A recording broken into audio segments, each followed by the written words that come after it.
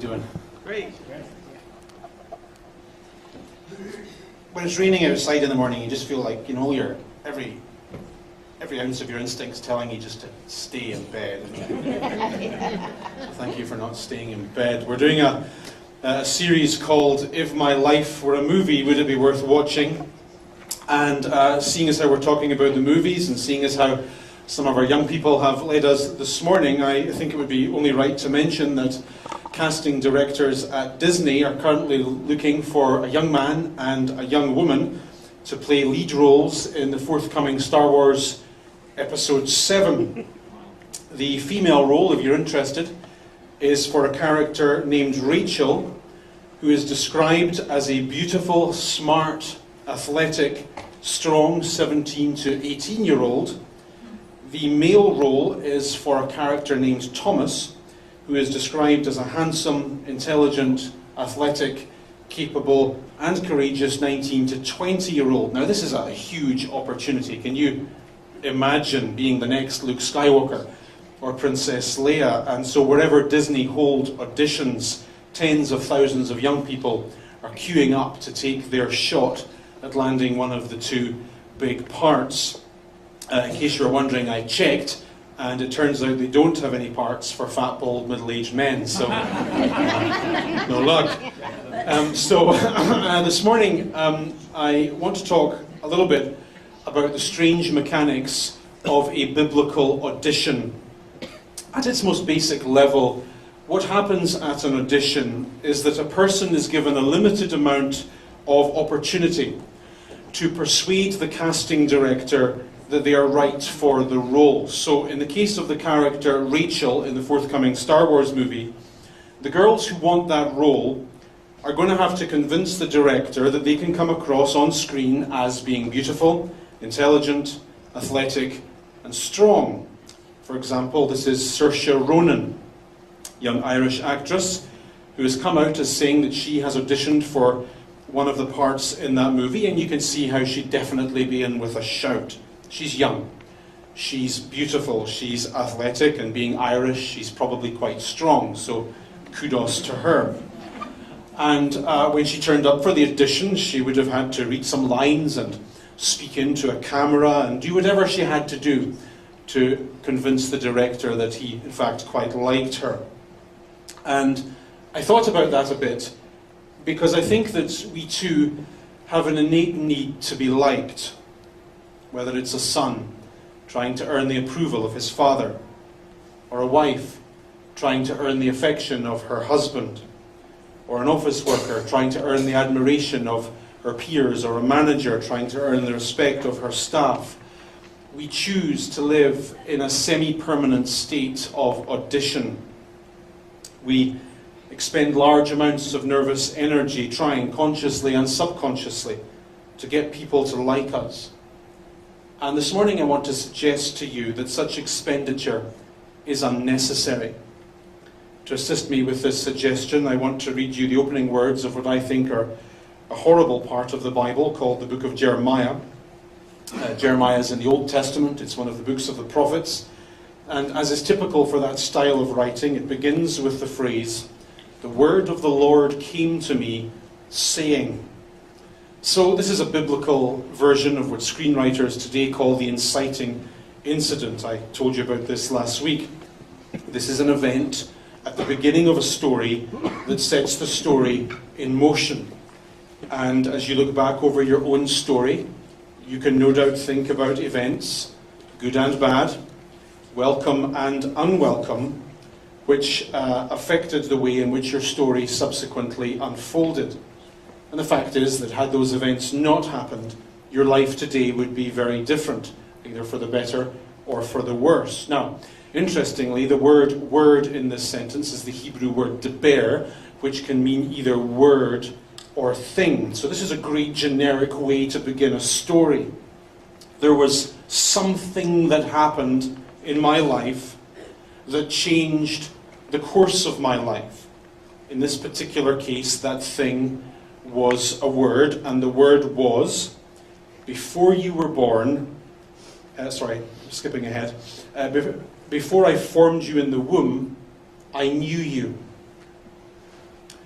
Now, when this sentence says that God knew Jeremiah, it does not mean know in the sense that I know that Ottawa is the capital of Canada, or I know that the letters AU represent gold on the periodic table. The Hebrew word for knowledge often carries an intrinsic sense of intimacy and commitment. So it means I know in the sense of I know my friend. I know his quirks. I know his likes. I know his dislikes. I know his fears, his hopes, his dreams, his failings. I know what his favourite food is. I know what his favourite brand of beer is. For example, this is the same Hebrew word that the Bible uses to describe what happens in the bedroom between a husband and a wife. So what God is saying to Jeremiah in this sentence is that he has a knowledge of him and a commitment to him that predates his existence. Before you were born, son, I knew you. Now, before we get lost in the Doctor Who timeline, let's move on to the next sentence. He then says, furthermore, before you were born, I set you apart. I appointed you as a prophet to the nations. When the Bible uses this phrase, set apart, it's talking about what happens when an object or a person is cut off from all use, save the singular use that it was designed for. So, for example, we would say that this music stand here has been set apart for holding sheets of music or the notes of a preacher. It's for that. It isn't for anything else. Similarly, you could say this of a person. You could say that Christina Aguilera. Yeah. I was going to say Christina Smith from the house next door. Christina Aguilera will do. You could say that she's not really for politics, she's not really for law enforcement, she's not really for doing handyman jobs around the house. She is a singer, that's what she's for. Which of course raises the question, what is it that you are set apart for? What were you meant to do? I mean, in this big, filthy, beautiful, boring, interesting life of ours, what is your role? Why are you here? The role of this particular character was rather grand. He was to be a prophet to the nations. In other words, God is saying, hey Jeremiah, I'm writing this movie and I've got a great role for you. I want you to speak into the big events of your day. The day in question is the tail end of the 7th century BC. All sorts of big geopolitical stuff going on. The Assyrian Empire is on its last legs. It's being replaced by the Persians and the Babylonians, and there's all this big change going on in the world stage. And Jeremiah here is told by God that before he was even born, God chose him, God set him apart to speak into those events. The plan is that from all over the ancient Near East, people will look to this figure, Jeremiah, to make sense of the chaos around them. Now, in storytelling and screenwriting, there is often this little pause called the refusal of the call. For example, the other night I came here to see Las Vegas with Morgan Freeman and Robert De Niro and Kevin Kline and Michael Douglas, yeah. Well, I didn't come here with them. They were in the movie that I came to see, is what I meant. And the big adventure of that movie is that 4 old friends are going to Vegas to have one final hurrah before they die. And at the start of the movie, the character played by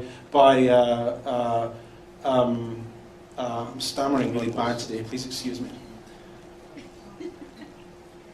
Robert De Niro refuses the call. He says, no, I don't want to go, I'm too old, leave me alone, I can't be bothered. This is a classic storytelling technique. So, Bilbo Baggins, do you want to come to the Lonely Mountain and steal treasure from a dragon? No thanks, I think I'll stay right here in the Shire. Similarly, Jeremiah, having been called to a certain role, immediately refuses it. In the next sentence, he says, Alas. The word alas is one of those polite words that you use when you say, I really don't want to. I'd love to come to your house for dinner, but alas, I'm washing my hair. I'd love to go on a date with you, but alas, I'm going to the dentist. At least I am now.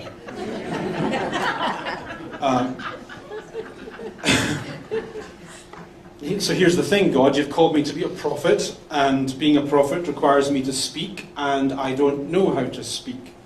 And another issue is I'm too young. The word young is a Hebrew word that means apprentice. So I really love to fix your transmission, but I'm only an apprentice, so I can't.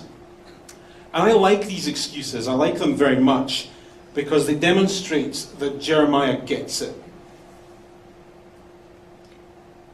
If there is such a thing as destiny, it requires, in all but the most unusual of circumstances, a response from those whose lives it would shape. When you get an opportunity, you have to make something of the opportunity. And getting an opportunity is not the same thing as making something of an opportunity.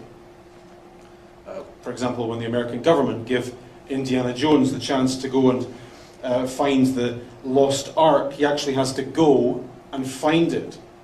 And it is often the case that we don't go and we don't find because we have legitimate excuses. Somewhere deep down in our dreams, we have a sense that our life could be so much more than what we've made of it. But that inkling rarely surfaces above our inadequacies. Over and over again, we sell ourselves the line that we're not good enough. And this is a problem. Because if there is a mysterious power that shapes the destiny of men, it does not do so independently of the men it would shape. Now, getting closer to the point. If you feel that you're not good enough, one of the subconscious responses that you will make is to try to prove that you are good enough. I have a master's degree in ancient Near Eastern languages from the University of Edinburgh.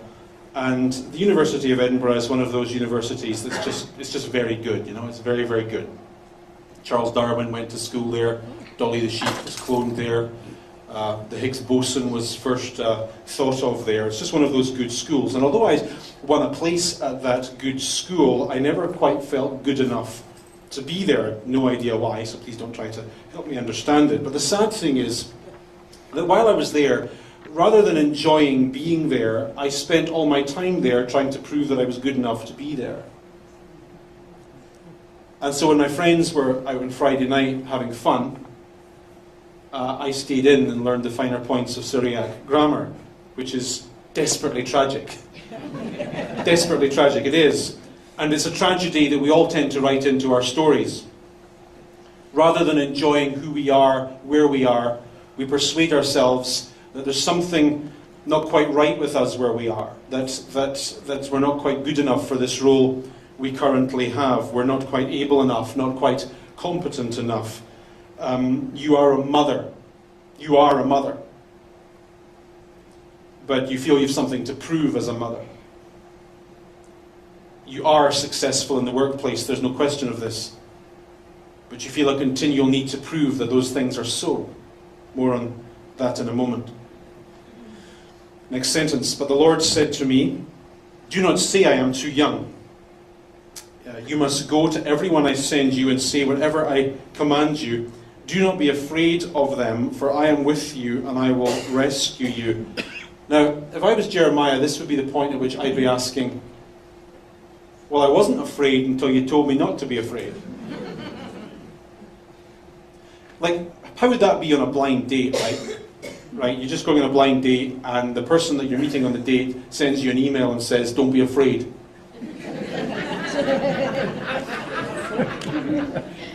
And you will be rescued. I don't think so. I'm not up for this anymore. But in a good story, there has to be an element of danger. If you want something that doesn't take you to the edge of your capacities, then what you want probably isn't worth anything. So here you are at the minute, Jeremiah, everything's cool. but I'm changing you, and you're going to go on this story, and at some point in this story, you're going to be afraid, and you're going to need rescued. That's the cost of living a good story. Next sentence. Then the Lord reached out his hand and touched my mouth and said to me, I have put my words in your mouth. See, today I appoint you over nations and kingdoms to uproot and tear down, to destroy and overthrow, to build and to plant. In other words, son, you can stop telling me about how you're not good enough. You can stop that. And don't even think about wasting an ounce of your energy trying to prove to me that you are good enough. Because you've already got the part.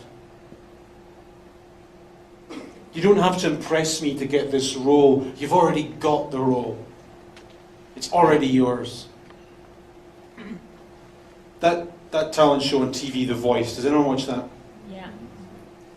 Talent shows aren't really my thing, but The Voice, I think, is the most interesting of them all. And what I find interesting about it is that the judges on that show make their decision without seeing the person whose talents they're judging. So, as you know, the judges start out with their backs turned to the stage, and they're like this, and they're in big red chairs, and they have a button.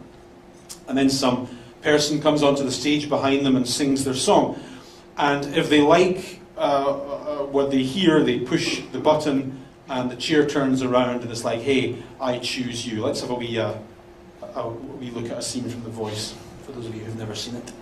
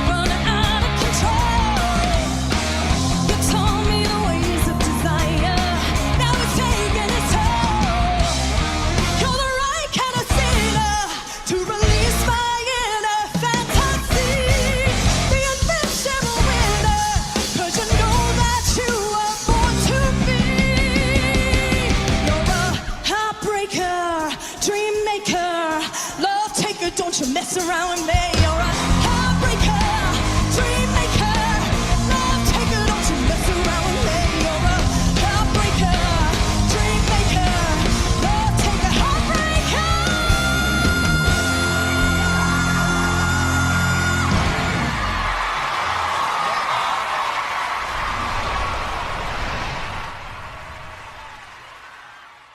I like that. The show is called The Voice, so it's all about the voice.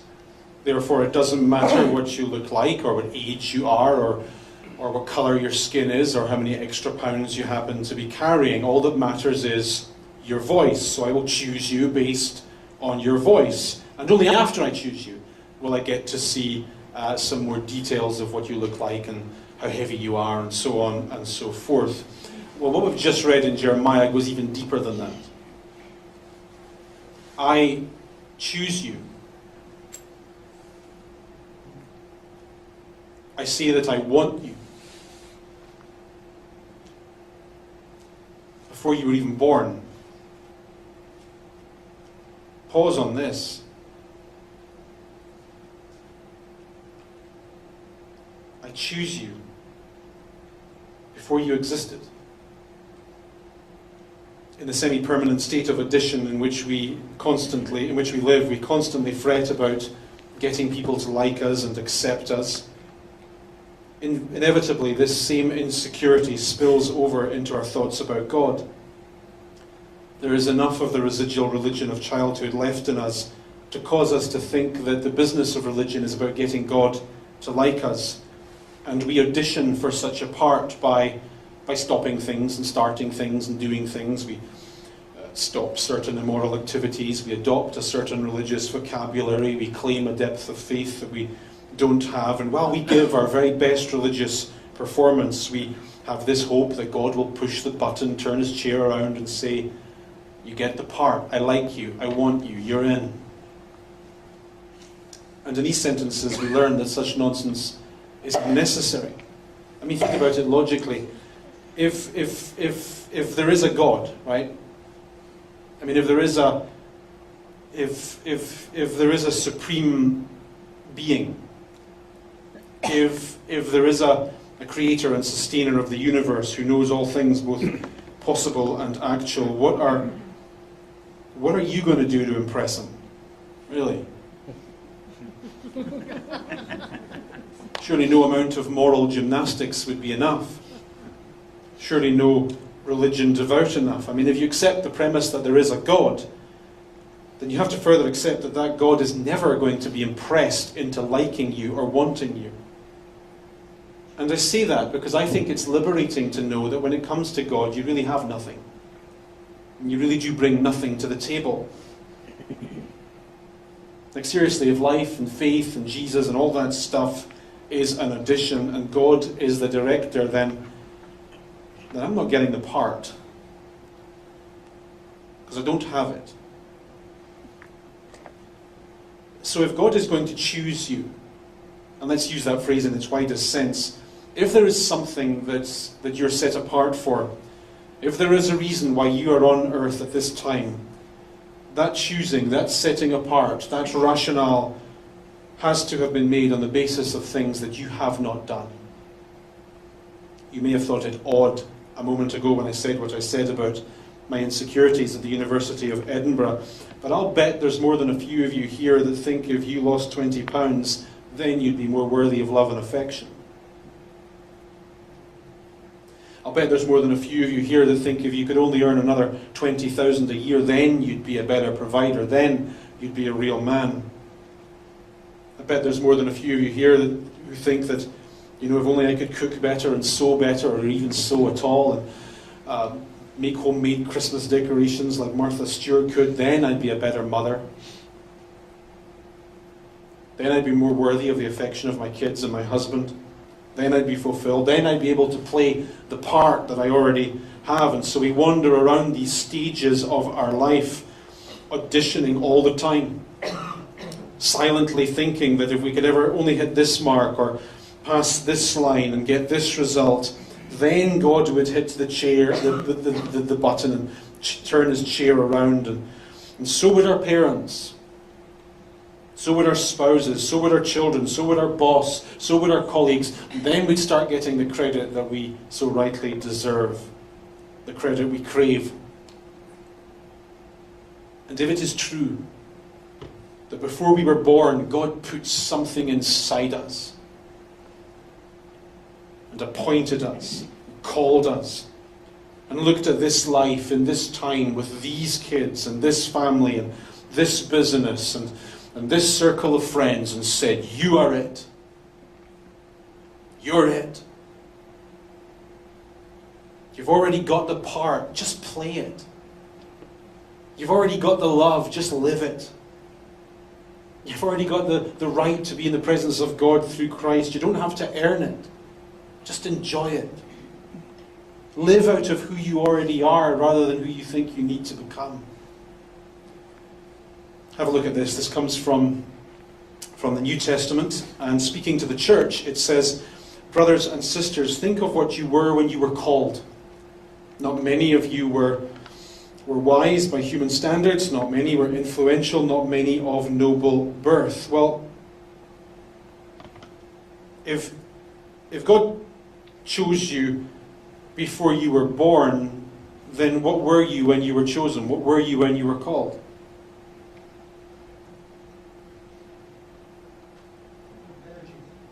Energy? No. You were less than that. You were nothing. You were nothing.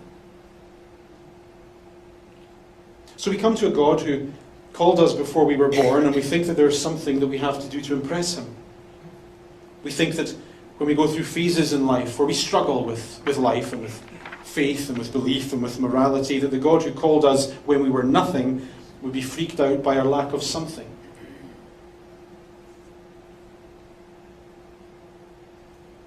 That's worth saying again, I think, if I can manage the verbal gymnastics. Do you really think that the God who called you when you were nothing gets disappointed by your lack of something? Do you know how in Pop Idol, do you watch Pop Idol? American. What's it called? American. Popeye the Sailor Man. Who said that? Joke, no, stay. Pop Idol, American Idol, we call it Pop Idol in Britain. There's always that scene, isn't there, that should really be subtitled, and now some people you can laugh at. People who can't sing. Let's have a look at one of these unfortunate souls.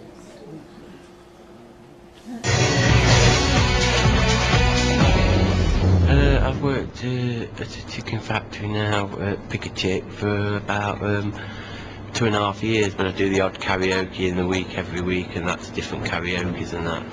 Show my face around and, you know, hopefully get spotted or something. Hello. Hello. What's your name? Robert Unwin. And what do you do? I work in a chicken factory. Good. Do you think you've got the X Factor?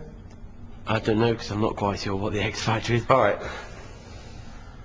Ready?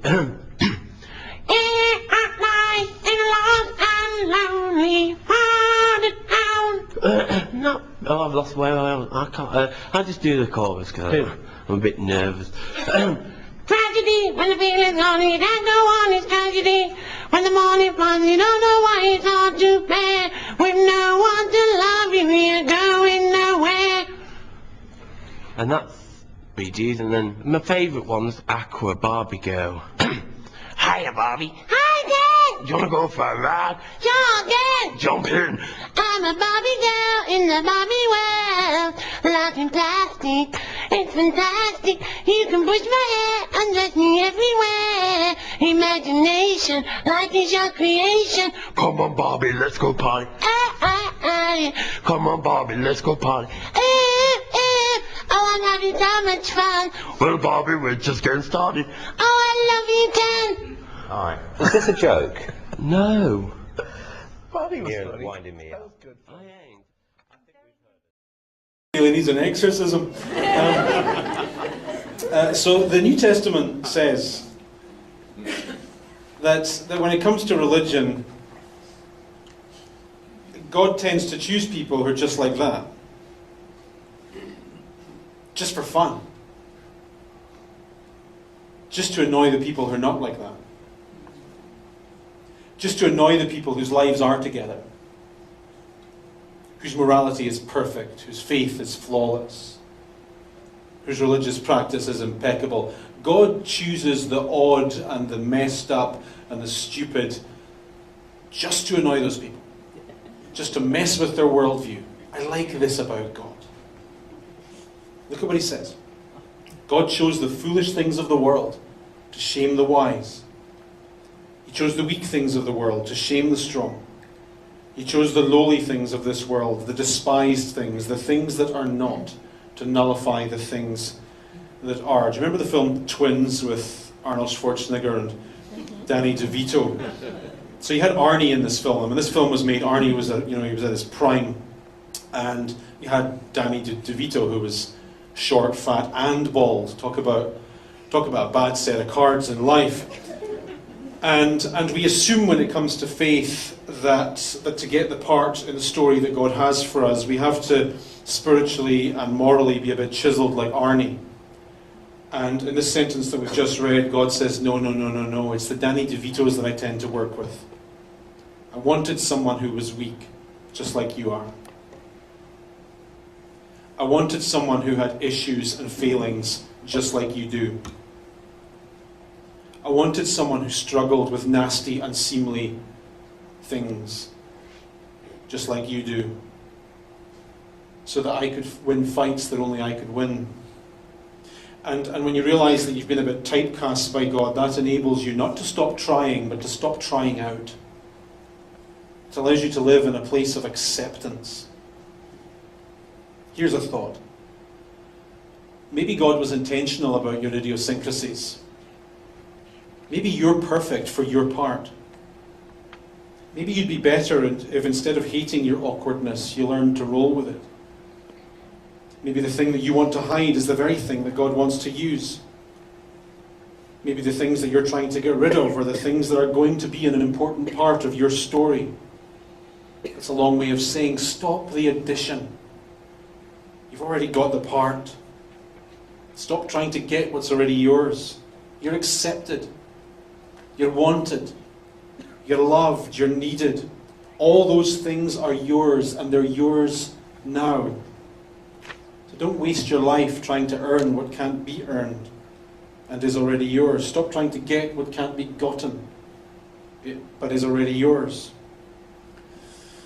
I'll have questions in a minute if you have any, but before that I must tell you, in the interests of integrity, the dark side of this story. At the beginning of my talk I said that Jeremiah is a horrible part of the Bible, and so it is. It is sad, it is depressing. And I mentioned that because to say that you have been chosen is not to say that you have been chosen to live happily ever after. Indeed, even fairy tales are full of blood and claws and dark, dangerous forests. Have a look at this. This is the part that they don't tell you at the feel-good seminars. They do tell you that God has a plan for your life and that He's chosen you. But they don't tell you the whole filthy, beautiful truth of it.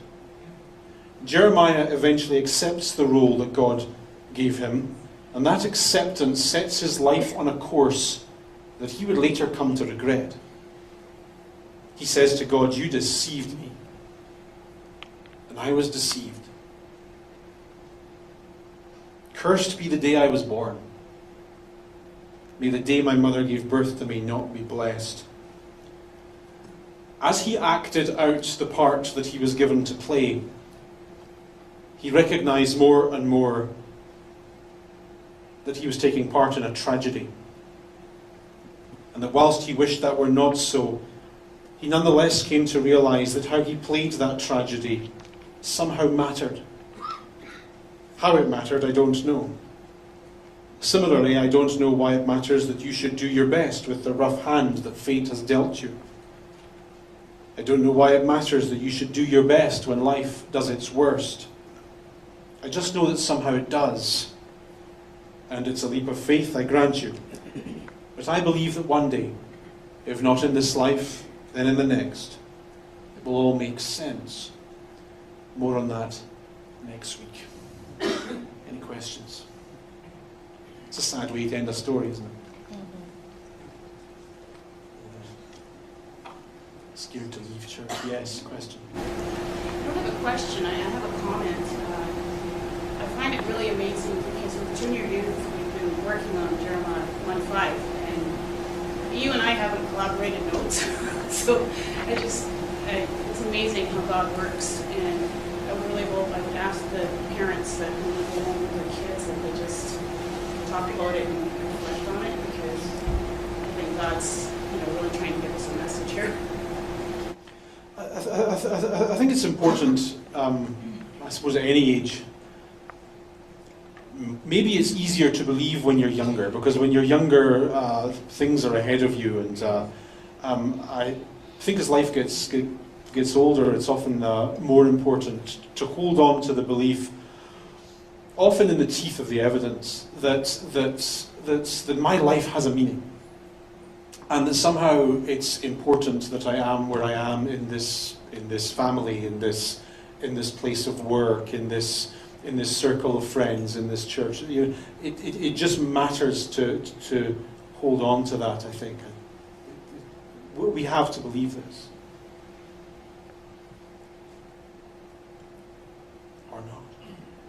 Any other questions?